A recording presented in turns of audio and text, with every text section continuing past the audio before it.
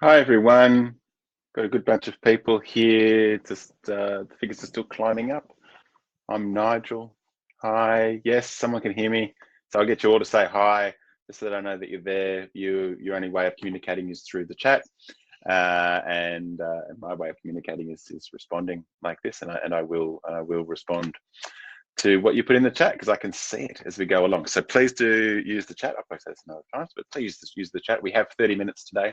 I'm saying that because one of the last webinars I did, someone said, "Oh, I thought we had a whole hour." I was disappointed when it all finished at 30 minutes. Because we have 30 minutes, I do tend to go quite quickly. So do be aware that it is a deep dive, but it's a kind of across the surface deep dive into a very specific topic, um, which is taking care of your mental health day to day. How do we maintain good mental health? Okay, good. So the numbers have slowed down, so let's get going. So I'm Nigel, psychological coach at Uprise. I'm a psychotherapist and counsellor, a supervisor of psychotherapists and counsellors, a trainer of psychotherapists and counsellors, and psychologists, and I do a lot of work with Uprise and with a range of other organisations. And I talk to a lot of people.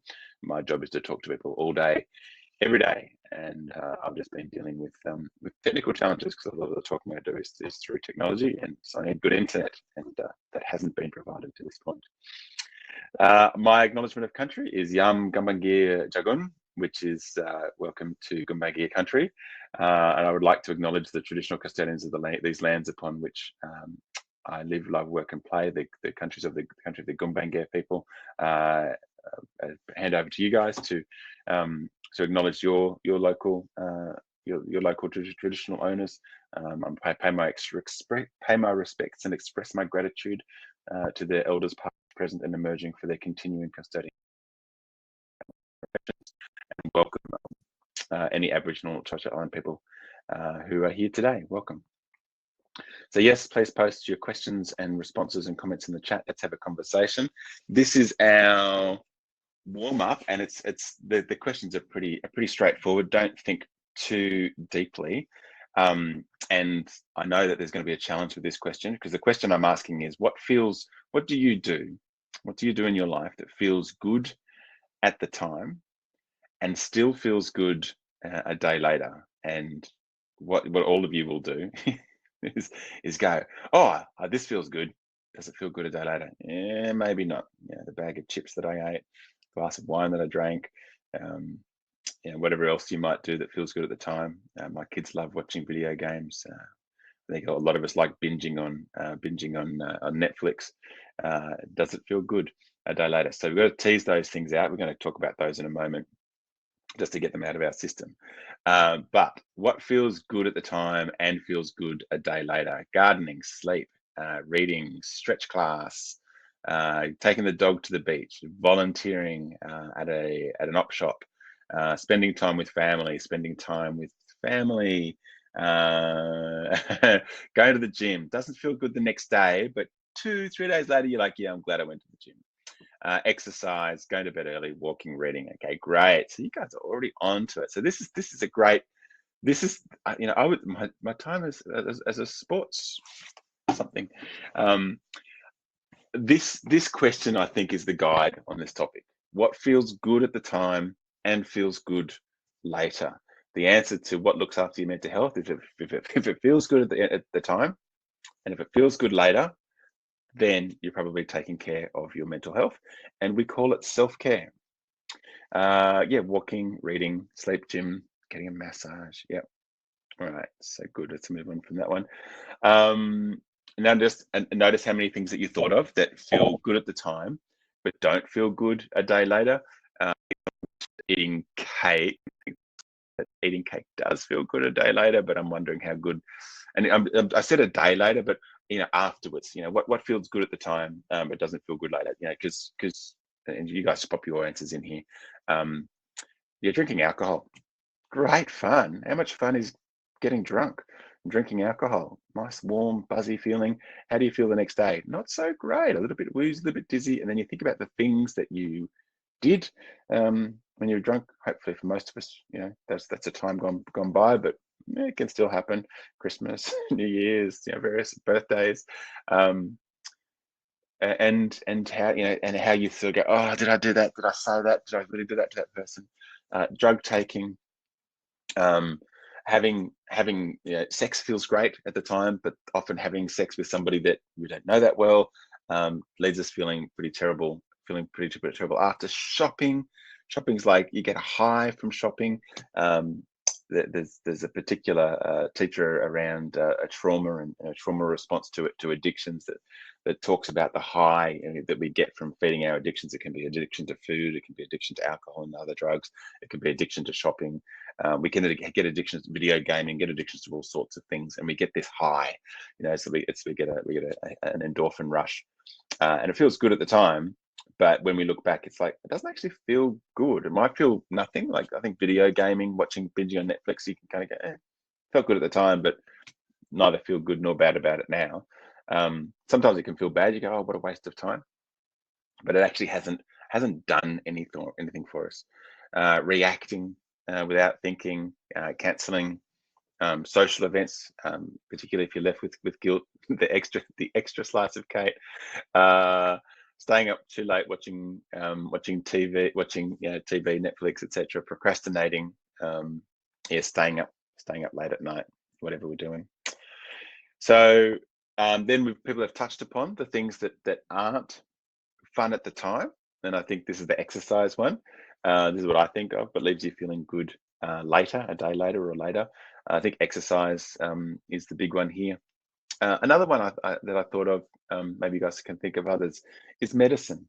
You take, that people talk about taking your medicine, and for whatever reason, unless they sugarcoat it, which they're starting to a lot more, medicines have traditionally tasted really bad. It is not fun taking your medicine, or taking herbs, or eating vegetables, things that are good for you. People tend to get excited about chocolate and sugar and salt, and not get too excited about fruit and vegetables and lean meats that aren't heavily flavored.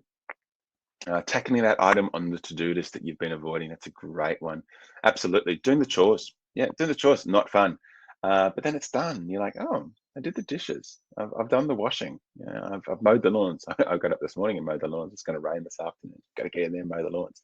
And it's like, this is really boring. I actually put my headphones in and I listen to an audiobook, and just kind of ups the enjoyment factor. It was enjoyable the first couple of times. Now it's just like, this is boring. But it's like, it's done. I get to look out and go, hey, it's done. This is good. Tackling that item on the to-do list that you've been avoiding. Any kind of delayed gratification, saying no to the good feelings in the moment to have good feelings later. Being hospitalized, cutting toxic people out of your life doesn't feel good at the time, but does lead to greater peace. Exercise, standing up for yourself, bawling your eyes out, having a good cry. Oh my gosh, in my work, you would not believe the number of people who say, I don't want to cry because I'm scared I'll stop.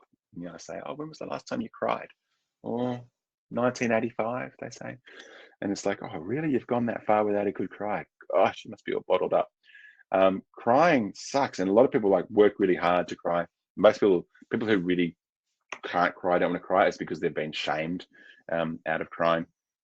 Crying doesn't feel good at the time, but boy, oh boy, does it leave you with a good emotional release. Yes, take the short-term pain, long-term gain. Touching base with people and friends.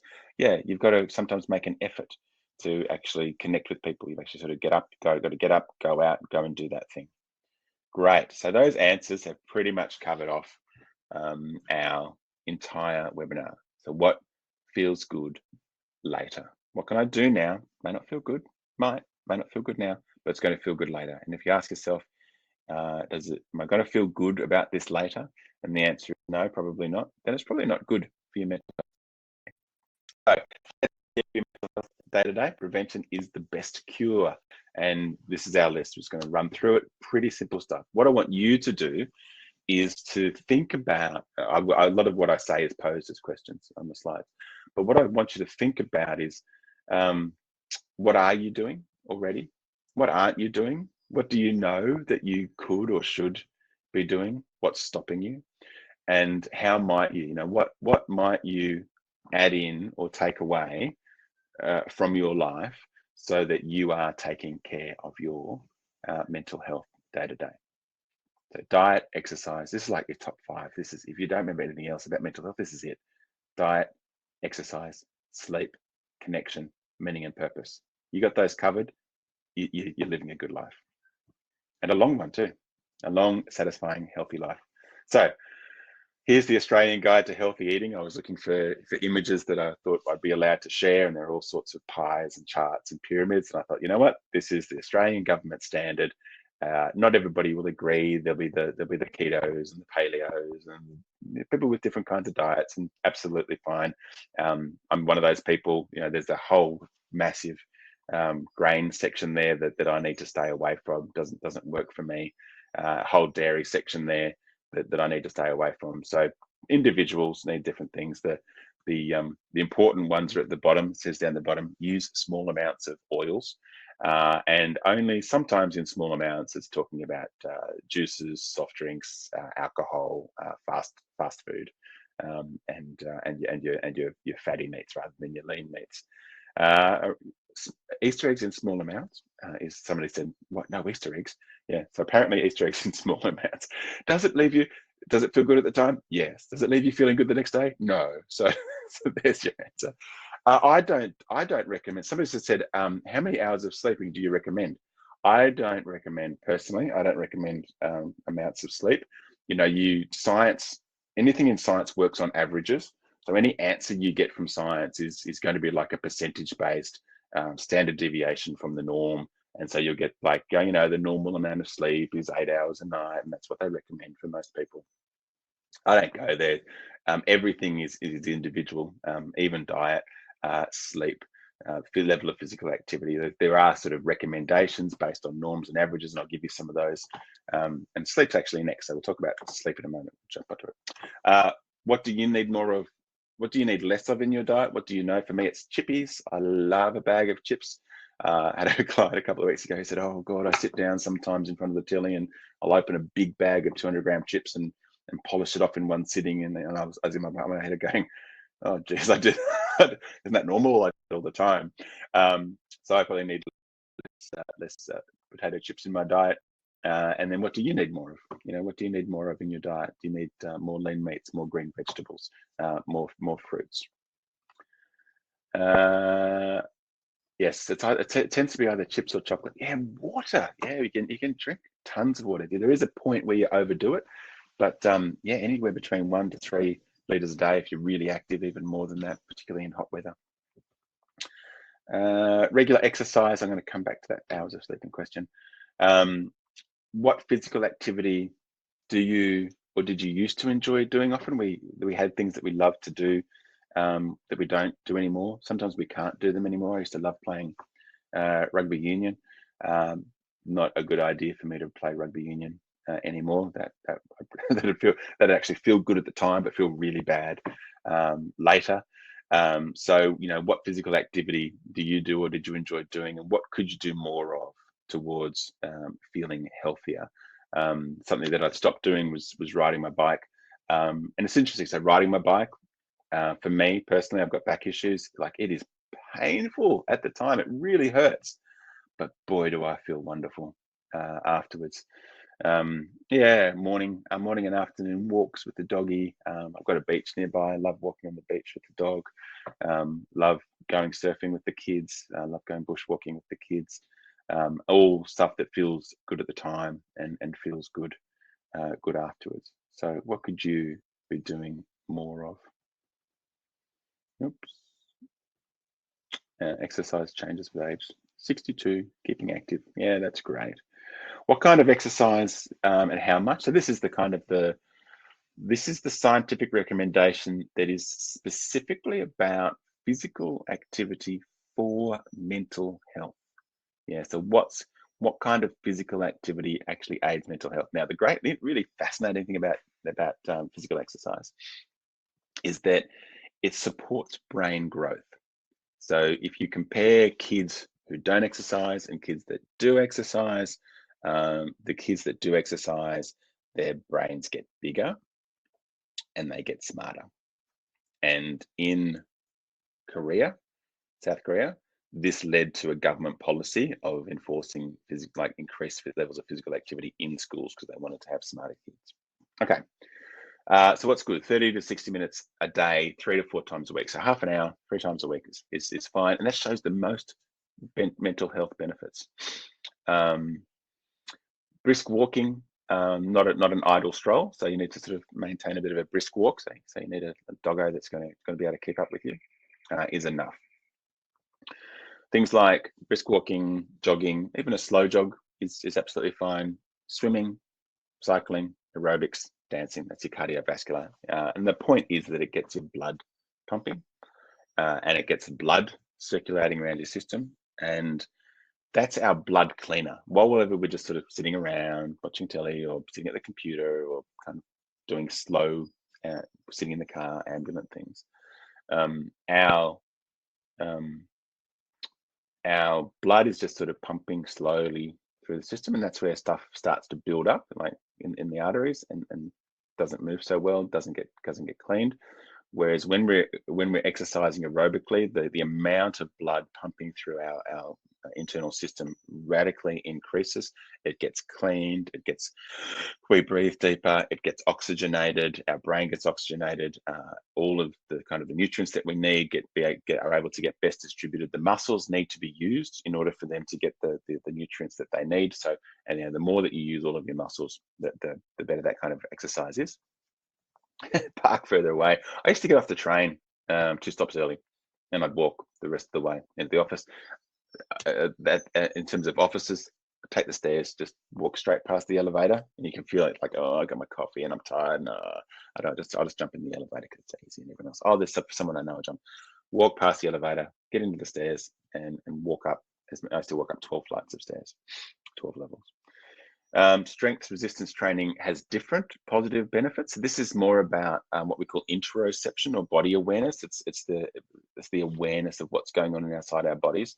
We live in our heads. Even here now, we're all sitting looking at a screen. We're engaging our eyes. We're engaging our brains, and we're very good at kind of being able to think conceptually. It's like, we've got this body, and the only purpose of the body is to carry this brain around. And we forget that actually the body is a really important aspect of our existence, and it's a really important aspect of our experience. And actually, enjoyment of life is experienced through the body. Enjoyment of being alive is experienced in the body, not through the brain. And so it is important to be able to be aware of what's going on within our bodies, and things like weights training, yoga, Pilates, CrossFit is a good. It's a CrossFit. It's a good way of doing both. Calisthenics, gymnastics, rock climbing, Tai Chi, all of these bring greater awareness to how my body's moving and what's going on within my body, and brings a sense of peace and satisfaction. I've added here mindfulness and meditation. They're not. It is a kind of intentional mental engagement with the physical body. Most mindfulness activities, most meditations require you to go internally, to become aware of your physiology, your physical experience, and teach you how to tolerate stress without sort of shifting into kind of this hyper aroused. Really good stress tolerance is learned through mindfulness and intermediate meditation. And also breathing exercises. So good breathing exercise is box breathing. And it's just about controlling your breathing. Box breathing is when you breathe in for 3, hold for 3, breathe out for 3. And then you hold for 3 and breathe in for 3. And then you repeat that. You can do that for about 3 minutes. Really great at just bringing a conscious awareness to your bodily functions. They talk about the breath in particular being like a bridge between conscious and unconscious. There's things that unconscious just means things that we do automatically, and the breath is one of those things. We also blink, but the breath is one of the main things that we do unconsciously. You breathe when you're asleep, you breathe when you're unconscious, but you can also be very conscious about the way that you breathe. And so it sort of builds a bridge between your conscious waking mind and your autonomic system. People have mentioned build a good long-term relationship with your GP. That's some good advice. It's as you get older, I'd ignored that. I would have ignored that advice 10 years ago. I would have gone, you know what, I'm fit, I'm healthy, and I don't like doctors. I don't like doctors. But now I'm like, you know what, I've just had all these health issues catch up with me, and I've built a relationship with my GP, and I like him. He's a really nice guy, and he talks to me and he gives me time, and it just makes me feel so comforted to know that they've got my information and he knows what's going on in all the different aspects, and he's looking after me. It's a great feeling. I didn't have that before, so that's a good tip too. Monash University provides a wonderful free online mindfulness course that someone has completed, and they highly recommend it. Yes, fine, get access to this, Monash University. So sleep. So the question was, and we'll come to it, how many hours should you sleep? So putting that to the side for the moment, this is what you need to be focused on. You need to be focused on getting to sleep when you need to sleep. Actually, I'll answer the question. How many hours you need is how many hours you need, and we are all different. I have kids. I've got a kid under 10. He's just 10, and he wakes up every morning 6 a.m. I have a 15-year-old, and he won't wake up. He doesn't want to wake up. He doesn't want to crawl out of bed until after 10 or 11, particularly on holidays and only on weekends, and only gets up in time for school because he has to. And that's normal for a teenager. I used to love my sleep. I reckon I used to try for like 9-10 hours sleep. Nowadays, getting older, 7 hours I'm sleeping. I think about it, sort of go to sleep, wake up. I started going to sleep early a few weeks ago. I started going to bed, I think one night, went to bed at 9 o'clock. One night was even 8:30, 4:30. I was up. Then I was like, I'm not getting back to sleep. So whatever you need is what you need. And I've spoken to people who really worry and go, oh my God, I'm only getting 5 hours sleep a night, and I know I should get more. And I said, no, just whatever you need is you need. Don't force yourself to try and sleep when you're not sleepy. There's some great advice. I think I'm not sure where this comes from, but I think it might be kind of Taoist, Chinese medicine, kind of eat when you're hungry, drink when you're thirsty, sleep when you're tired. Great advice. If we could only do that in the lives that we've got. Create a bedtime routine. So, get your pajamas on, brush your teeth, turn off your screens, read a book, do whatever leaves you feeling sleepy. But number 3 is have a hot bath or a hot shower. There is actually research evidence that supports when your body goes from hot to cool when it cools down, then people tend to get sleepy and sleepier. So you can have a hot bath about an hour or half an hour before bed, or a really hot shower, and then when you get into bed, your body will naturally start to drop into sleep. Keep your bed for sleeping and sex and nothing else. Read a book, sure, but keep your screens out. Screens is the big killer of good sleep at the moment. Don't try too hard. 20 minutes, I reckon. If you're lying in bed trying to sleep for 20 minutes and you're not falling asleep, if you're thinking about something, get up and do something. Particularly if you're ruminating about something, go and write about it. Go and draw a picture of it. Do whatever you can to process whatever it is that's churning around in your brain. A lot of the time, we are ruminating about our interpersonal relationships, whether it's with a boss at work, with a colleague, with an employee, with a friend, with something else that we're involved in, with a family member. We're ruminating about the thing that they said and the thing that I said and the thing that I should have said. You know what? Go and write a script about all the things that you could have and would have said. Get it out of your head. Then go back to bed, try again. The other really good tip, I talk to people, particularly about people who go, oh, I love exercising in the mornings, but I haven't been sleeping well. So, I really need to get to bed early and get a good night's sleep so that I can get up and exercise in the morning. And I say to people, you've got it the wrong way around. That's not how it works. Doesn't matter how poorly you're sleeping, you force yourself. If you want to get up and do some exercise, you force yourself to get up early. You get up early, you do that exercise. Yes, at 2 o'clock in the afternoon, you're going to be nodding off at your desk. Have a power nap. It's fine if you're able to do that. I used to power nap in one of my jobs most days, but then when it comes to sort of the end of the evening, you're tired, and then you go to bed early. Don't try and get an early night and then get up and do the exercise. Get up early on a regular basis. Do exercise if you can first thing in the morning. Expose your eyes to sunlight. Like the sunlight is what triggers your internal body clock. So as soon as your eyes are exposed to sunlight, then your body will go, right, 18 hours, 16 hours, you're going to sleep again. So force yourself to get up early. Connection. Connection is really key. Blokes in particular, we're not taught about connection. We don't think about connection. But when we get lonely, boy, do we get sad. We really crave being with someone who loves us. So how do you connect with others? I've put at the top of the list here, practice gratitude. Yeah, glass half full, glass half empty. Focus on the things that you've already got in your life, the people that you've got in your life. You've got it, your boss, your colleagues, and the people that work for you, the people that you see at the local shop, the have that you have, and friends that you have some communication. Streaming connection lost.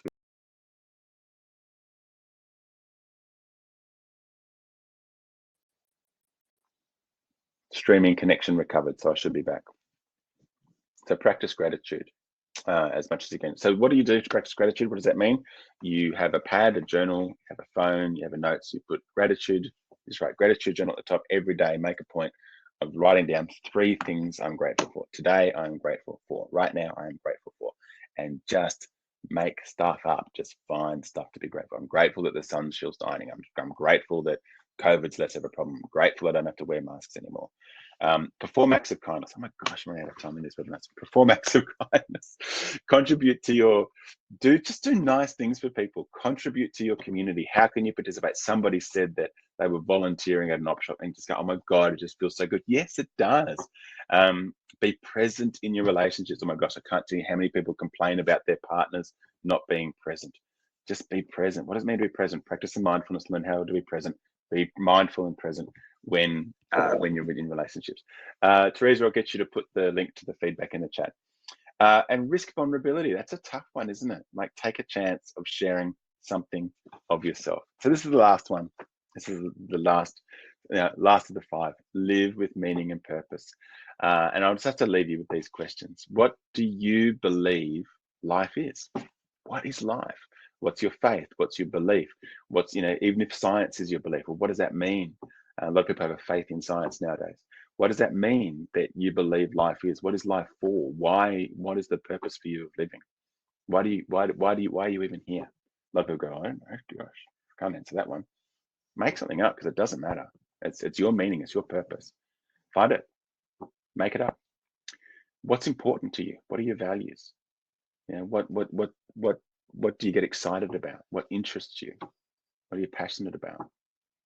Are you living in accordance with your values and beliefs? Are you living in a way that aligns with the things that you're interested, passionate, that you value, that are important to you? Are you living in a way that's aligned with what you believe life is for? If you do that, then you will have a sense of rightness within yourself. If you don't, you'll have this clash in your brain between this kind of gut instinct about what it is that you should be doing in life and all these messages that other people have imposed upon you about what they think life is, and you're living their life. Yeah, so many of us are living their life, the life that they want us to live, and that clashes with our own instinct or our own sense of what life actually is, and that is a mental health catastrophe waiting to happen. So figure out what you believe, figure out what you value, and try and live in accordance with what you value and believe. A couple more bonus ones. We're out of time. Thanks for sticking with us. Yes, people have said no light sources in the bedroom, good idea. Communicate with others regularly in all modes. Yes, we use our technology to connect. And this is the last little tidbit. It's like a bonus. These are great lessons for life. Accept what you cannot control. Yeah. Number one on the list of things you can't control, by the way, is other people. You can't control what other people want. You can't control what other people say. You can't control what other people think. You can't control what other people do. So just accept it. Just let it be. And then take responsibility for what you can control and what you need to control and what's important to you. And then through all of that, if you believe that you are enough, and what I say to my clients who don't believe that they're enough, and I say, oh, any newborn baby, pick any newborn baby born anywhere in the world, the day that that baby is born, the moment that baby is born, can you say that that baby isn't enough? That there's something wrong with that baby, that they're insufficient in some fundamental way? And everyone says, no, there's no way that's just a newborn baby. They're innocent. Okay, that's you. You are that newborn baby because you are one of every one newborn baby, and you, therefore, by definition, are enough. Believe it. Okay, thanks everyone. Take care. Enjoy your day. Thanks for sharing in the chat.